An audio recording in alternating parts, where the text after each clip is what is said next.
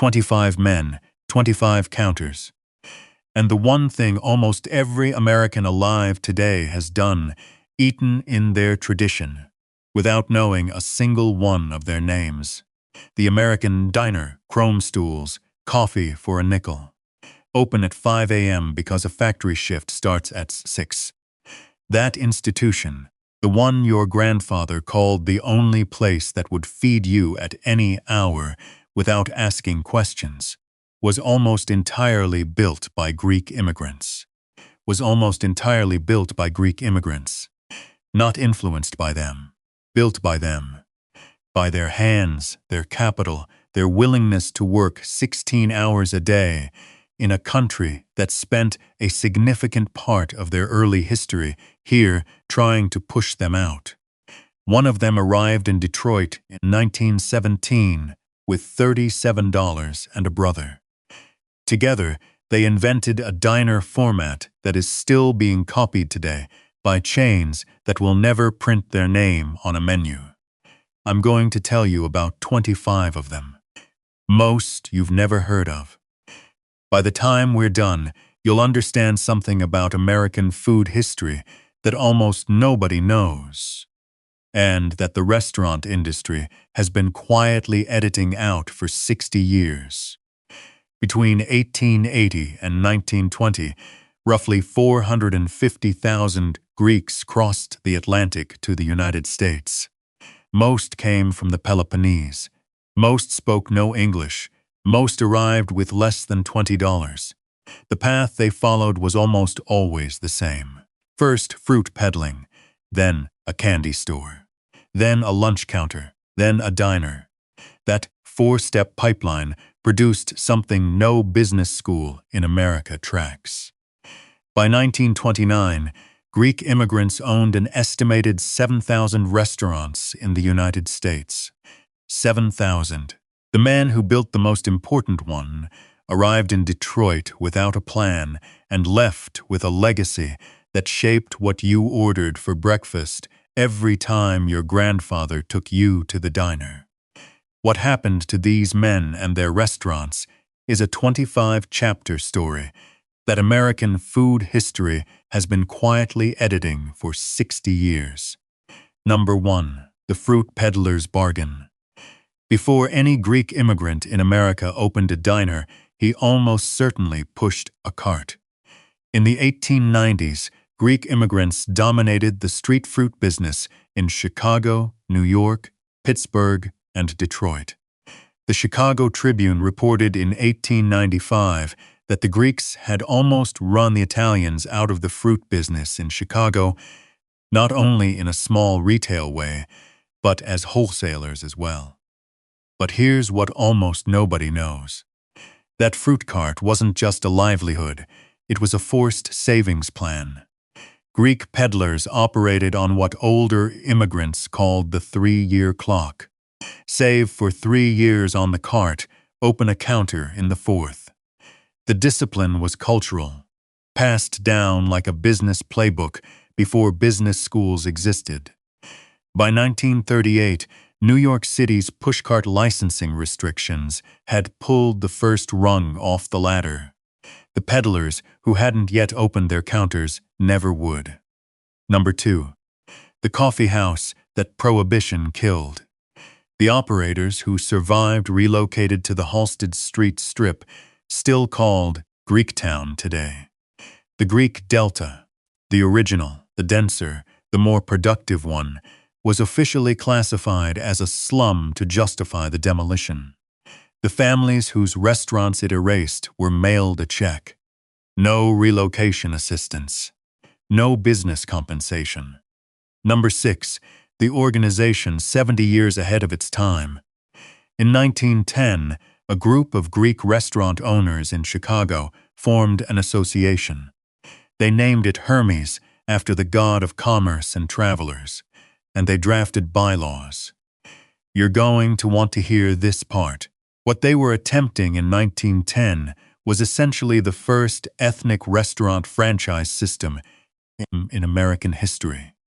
The Hermes bylaws specified shared wholesale purchasing of staples, standardized hygiene requirements, a shared legal fund for health inspector disputes, and a common menu framework that would signal quality to any customer who recognized the name. McDonald's formalized this exact structure in 1955. Hermes had the model right in 1910. World War I and the wave of anti-foreign sentiment that followed killed it. By 1917, a Greek-named business association with standardized bylaws and shared funds looked, to many Americans, like a suspicious foreign organization. Hermes quietly dissolved. No record of its bylaws appears to survive. Number 7. The church that ran like a bank.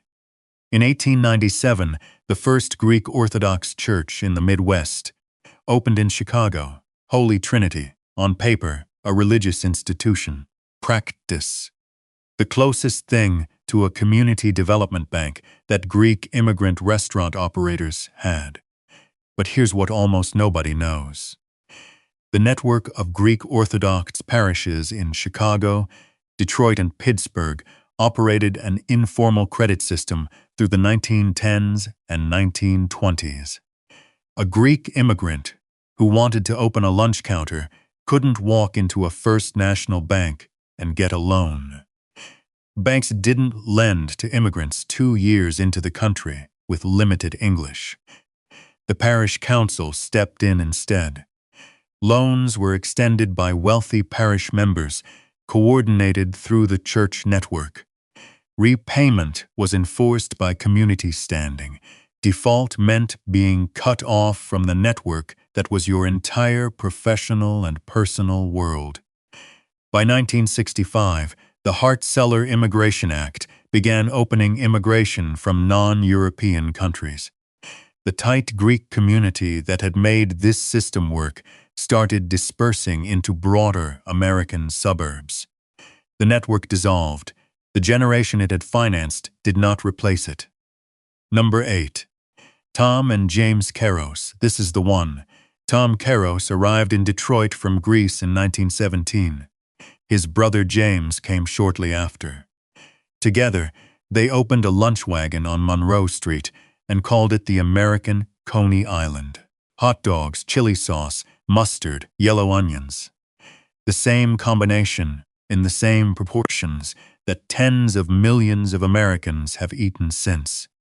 What history class never told you, and what the Coney Island chains advertising on television today never mention, is that what Tom and James Keros built was the single most copied short-order template in American food history. Not a style, a system, the bun, the dog, the sauce, the proportions, the counter speed. All of it from 2 Greek immigrants working a lunch wagon in 1917. Their restaurant, American Coney Island, still operates at the same address. The family still runs it. What doesn't appear in any chain's marketing material is that the format Tom Keros perfected was never trademarked. Any operator, any chain, any franchise, any corporate food group could copy it without paying a cent, without crediting a name. That format now generates over $2 billion annually in Michigan alone. The family that created it still runs one restaurant. Number 9. George Todorov and the One Who Came First. 3 years before Tom Keros opened his Monroe Street counter, a Greek immigrant named George Todorov opened a restaurant in Fort Wayne, Indiana. He called it the original Coney Island. Same combination, hot dog, chili sauce, mustard, onions. Same counter logic. The version you've heard, if you've heard either name, says the Coney Island format came from Detroit or from New York. Fort Wayne doesn't appear in that version. That's the cover story. Todorov's restaurant opened on Calhoun Street in 1914, 3 years before Detroit. His innovation predated the more famous version by a full presidential term. But the Indiana chain operators who copied his format in the 1940s and 1950s traced their lineage to each other, not to Todorov. His name doesn't appear in a single major food history text. The restaurant he founded is listed today as a local curiosity. His contribution, a footnote if that. Number 10. Theodore Gerasimos, before Tom Keros. Before Greektown on Monroe Street existed as a destination, there was Theodore Gerasimos, the first documented Greek immigrant in Detroit. He arrived in the early 20th century and opened a business in what would later be called Greektown. And here's the part that gets buried. Gerasimos didn't just open a business. He was the anchor, the first link in the immigrant chain that pulled other Greeks to Detroit. By the 1920s, his neighborhood held enough Greek-owned restaurants and coffee houses that Greek surnames appeared on more than half the commercial leases on Monroe Street. Detroit's urban renewal programs in the 1950s and 1960s restructured the streets of Greektown as the city built expressways through its ethnic corridors. The original block where Gerasimos established himself exists today as part of a parking structure. The city calls the area Greektown. It doesn't mention who built it. Number 11. The men who fed the New York working poor. In New York City's Lower East Side and Hell's Kitchen in the 1910s and 1920s, 3 Greek immigrant operators ran restaurants that American food history almost entirely ignores. Nicholas Stavrakis, George Foltis, Anastasios Litsotakis. Their names appear in Greek-language newspapers of the era.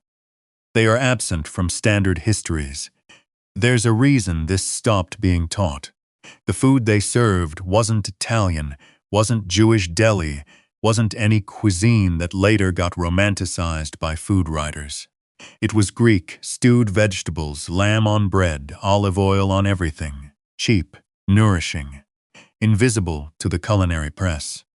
By the 1970s, commercial rents on the Lower East Side had risen 300% in a decade.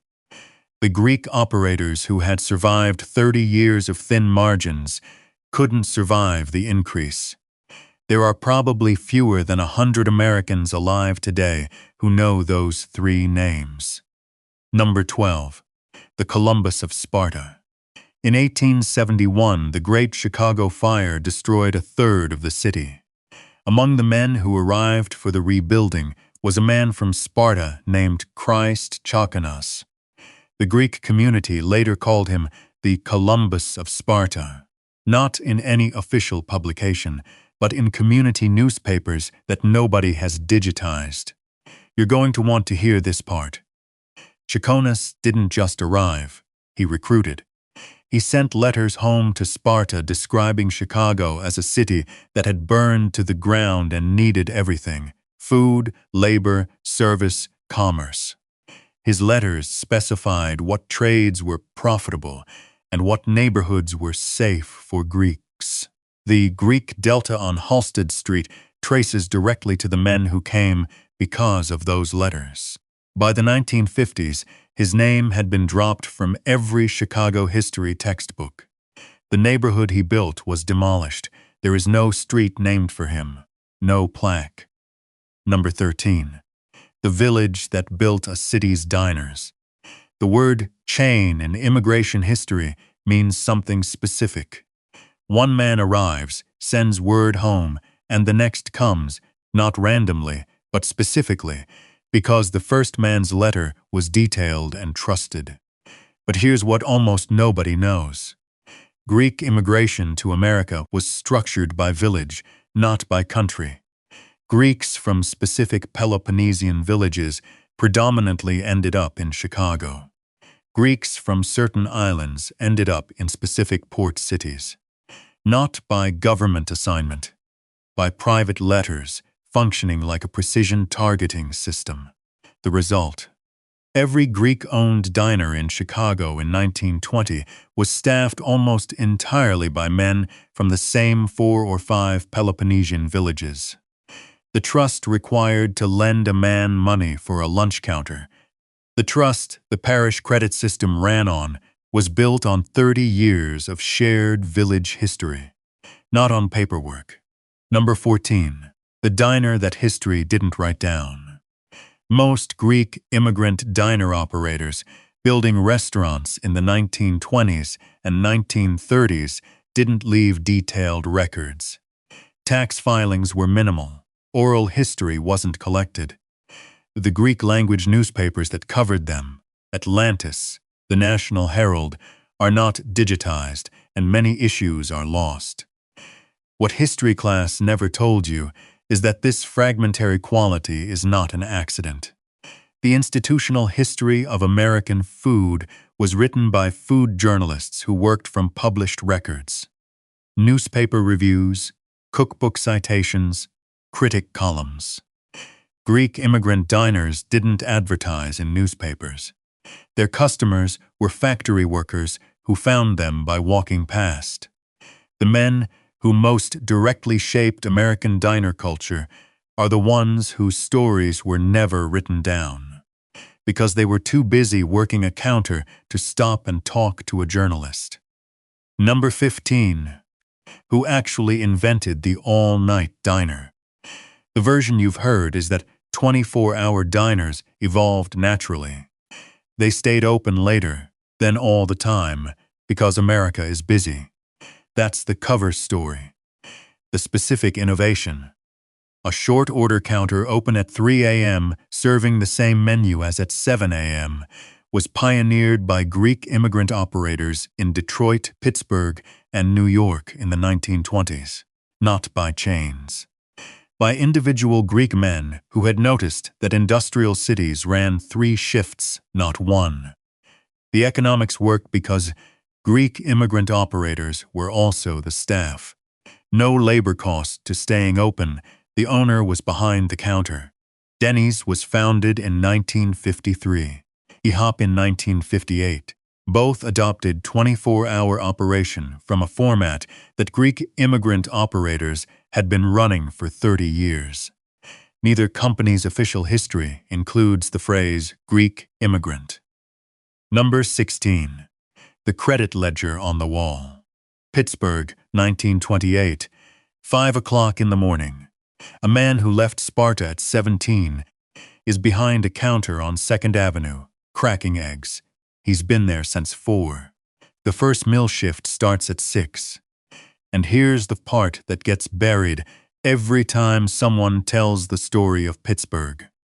The Greek diner operators in Pittsburgh's mill neighborhoods extended credit. Not formally. A slate on the wall, a name, a number next to it. If a steel worker had a bad week, shift cut, injury, nothing in the envelope, the man got fed anyway. The Greek operator knew every family in a 6-block radius by name, by family size, by financial situation, in a way that no bank and no government program knew them. When Pittsburgh's steel industry collapsed in the 1980s, most of these diners closed between 1978 and 1985. Their owners didn't retire, they just stopped. Number 17. South Omaha, February 1909. Hold this number, 3,000. That was how many Greeks were operating businesses in South Omaha, Nebraska, in early 1909. Restaurants, coffee houses, candy stores, lunch counters. On February 21, 1909, a mob of at least 1,000 men, the New York Times reported 3,000, swept through the Greek town neighborhood. 30 buildings wrecked, Greek residents beaten and forced out. The entire Greek population warned, leave within 1 day. There's a reason this stopped being taught in Nebraska history. Not because it's obscure, it was covered nationally, because of what happened after. The state legislators who organized the mass meetings that incited the mob were given certificates of excellence by a special committee of the Nebraska House of Representatives. The committee found their behavior at the meeting not serious. Within a year, 3,000 Greeks had become 59. The restaurants, the coffee houses, the lunch counters. Gone. The people fled to Council Bluffs, Sioux City, Salt Lake City. The Omaha Daily News had called Greeks a menace to the American laboring man. No retraction was ever printed. Number 18. The newspaper that built the mob. The South Omaha riot didn't start on February 21. It started weeks earlier in print. You're going to want to hear this part. The Omaha Daily News didn't cover anti-Greek sentiment. It manufactured it. The paper ran a sustained campaign framing Greek immigrant food workers as unsanitary and as economic threats to native-born Americans. The surviving quote is precise. Their quarters have been unsanitary. They have insulted women. Herded together in lodging houses and living cheaply, Greeks are a menace to the American laboring man, just as the Japs, Italians, and other similar laborers are. The Omaha Examiner added, if California has a Japanese problem, the people of Omaha had better review the growing Italian, Greek, Bulgarian, and Serbian problem in their own backyard. These papers were read by the men who showed up on February 21 with fire. The Omaha Daily News continued publishing until 1989. It never ran a correction. Number 19. The $40,000. On January 14, 1916, 7 years after the South Omaha riot, President Woodrow Wilson submitted a formal request to Congress. The amount, $40,000. The purpose, reparations for the property destroyed in South Omaha in 1909, approximately $1.8 million in today's terms. But here's what almost nobody knows. That money was directed to the Greek government, not to the individuals who lost their restaurants, not to the men who had built businesses over 10 and 15 years of 16-hour days. A diplomatic settlement, not compensation, and Congress never passed it anyway. The restaurant owners, the lunch counter operators, the candy kitchen workers, they received nothing. Not a single dollar from any government. Within a week of the South Omaha riot, similar violence broke out in Kansas City, Missouri, and Dayton, Ohio. The pattern was clear. The response was silence. Number 20. The names that changed. In 1920, a restaurant on State Street in Chicago was called Papa Dimitrios. In 1923, it was called Pete's. The food was the same. The owner was the same. End of script. What history class never told you is that the Anglicization of Greek immigrant restaurant names in the 1920s and 1930s was not casual assimilation. It was economic self-defense. Following the violence in Omaha, Kansas City, and Dayton, Greek operators across the Midwest quietly removed visible Greek identity from their signs. Stavropoulos became Steve's Diner. Angelopolis became Angel's Lunch Counter. The Greek food remained. The sign said nothing a passing mob could identify. Greek-American community associations in Chicago and Detroit kept ledgers tracking these changes. Most dissolved between 1960 and 1980. The ledgers went with them. The restaurants your grandfather called Petey's were often run by a man whose real name appeared on neither the sign nor the history. Number 21. The highway that ate neighborhoods. The version you've heard about urban renewal is that it was well-intentioned but misguided. That's the cover story. The Federal Housing Act of 1949 and the Interstate Highway Act of 1956 included route selection processes that ran highways through ethnic commercial corridors in ways that systematically displaced immigrant communities. This was not incidental. In Chicago, the 1963 UIC campus construction ran through the Greek Delta because the neighborhood had been classified as a slum. a designation applied routinely to dense immigrant commercial districts, regardless of business. Greek-owned restaurants that had operated for 30 or 40 years were given fair market value for the building and 30 days to vacate. No relocation assistance, no business compensation. The customer relationships, the credit ledgers, the supplier networks built over decades, none of it was counted. None of it was compensated. Number 22. The 15-cent cup of coffee that ended an era. In 1956, a Denny's franchise opened near industrial neighborhoods in California where Greek immigrant diner operators had been working since the 1930s. The pricing was designed by a corporate team. The menu was standardized by committee. And here's the part that gets buried. The pricing strategy that franchise chains used in the 1960s and 1970s. Loss leader coffee subsidized by scale purchasing was mathematically impossible for a single operator Greek diner. A family running on 5% margins couldn't compete with a chain running on 2% margins across 100 locations. The chain didn't need to be better. It just needed to be cheaper. By 1980, the franchise model had absorbed everything Greek immigrant operators had pioneered. 24-hour service, short order counter, factory shift timing, and professionalized it into a system that paid franchise fees to corporate.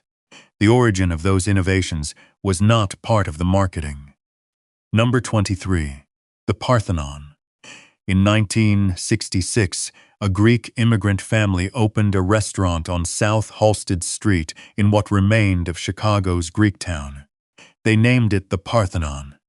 For 48 years, through urban renewal, through the highway, through the franchise squeeze, it survived. There's a reason this doesn't get taught as a story of resilience. Because the end isn't resilient. In 2016, the Parthenon closed, not because of failing business, not because of bad management, because the block it sat on was more valuable to a developer than a 48-year-old Greek restaurant. The same year, Santorini closed, Pegasus closed. 2 more Greektown institutions gone. In 2017, the Pan-Hellenic Pastry Shop, 43 years old, the last Greek pastry shop on the block. The developer who acquired the Parthenon site received tax increment financing from the city of Chicago. Public money subsidized the removal of a 48-year-old immigrants institution to build luxury condominiums. The Parthenon recipe book has not been published. The family has not licensed the name. The counter where your grandparents ate is now a rendering of a building that hasn't been built yet. Number 24, 43 years. That's how long the Pan-Hellenic Pastry Shop operated on South Halsted Street in Chicago. It opened when the Vietnam War was still being fought. It survived the oil shock of 1973. It survived the recession of 1981. It survived the decade when 3 Greek restaurants on the Say-Me block closed and a McDonald's opened across the street. 43 years of a neighborhood constantly told its best days were behind it. You're going to want to hear this part. In Chicago, the Landmark Preservation Ordinance protects buildings with architectural or historical significance. It does not protect the cultural institution inside the build-ing. The Pan-Hellenic Pastry Shop, 43 years old, in the last surviving Greek commercial district of a city that held the largest Greek urban population in America, met one of the legal thresholds. The building sold for $2.1 million. The recipes, the Greek cookies, the honey pastries, the sesame confections customers had been ordering since 1974 were not archived, not published, not preserved. They exist, if at all, in the memory of the family. Number 25, 3. In June 2012, researchers counting Greek restaurants in Detroit's Greektown neighborhood came up with a number. That number was 3. 3 full-fledged Greek restaurants. In the neighborhood where Theodore Gerasimos had built the fur-scent Greek business, where Tom Keros had invented the most copy-D diner format in American history, where hundreds of Greek-IM migrant operators had run counters for a century. But here's what almost nobody knows. The specific mechanism of the final displacement wasn't a highway, it was a casino. In 1999, Detroit opened the Greektown Casino on Monroe Street. The same street Tom Keros had parked his lunch wagon on in 1917. The casino was sold to the city on the promise of revitalizing the historic Greektown district. The development that followed raised commercial rents to casino corridor levels. The family restaurants, running on 5% margins and informal credit extended to regulars, could not match what casino foot traffic could pay. The Greektown Casino generated jobs, tourism, tax revenue. The Greek restaurants it was supposed to help went from dozen-s to 3 in 13 years. 3 restaurants. From 3,000 Greek immigrant business operators to 3 restaurants in 1 century. That's the number. Now look at what you just heard. 25 men and families, different cities, different decades. But go back through the list and you'll notice something. Virtually everything on it died in the same window, 1955 to 1985. The Greek Delta in Chicago, 1963. The Keros format copied without credit by 1960. The Pittsburgh Steel Diner, 1978 to 1985. The Franchise Squeeze, 1965 to 1980. That's not coincidence. That's convergence. 4 things converged. First, the Interstate Highway Act of 1956 physically destroyed the immigrant commercial corridors where Greek diners clustered. Second, the franchise model, perfected in the 1960s, took the innovations that Greek immigrant operators had developed and replicated them at a price point no individual operator could match. Third, urbanization pulled the factory worker customer base out of city centers where Greek diners had always operated. Fourth, the institutional memory, the parish credit networks, the community associations, the Greek language newspapers, dissolved exactly when it would have been most useful to preserve what had been built. None of these were accidents. All of them had specific policy architects, specific corporate strategies, specific legislative votes. The Greek immigrant diner operators who fed your grandparents during the Depression, during the war, during the factory years. They were written out of American food history not because they were minor, because they were too busy working a counter to write their own story. Someone else wrote the history, and they left out the men behind the counter. Here's what hasn't been erased. The American Coney Island on Monroe Street in Detroit is still open. The Keros family still runs it, the same address, the same counter, the same recipe. The techniques these men used: extending credit to regulars, timing hours to shift changes, building supplier networks through community trust. Those aren't dependent on a Greek neighborhood or a 1920s factory town.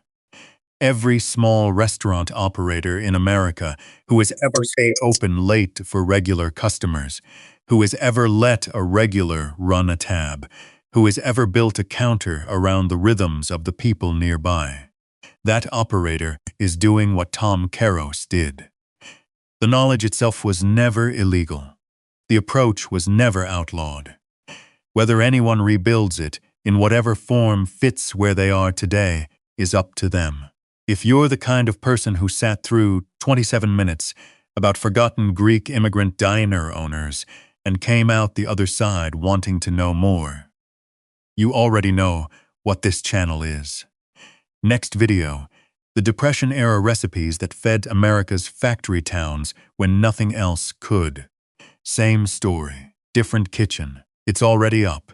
You know where to find it.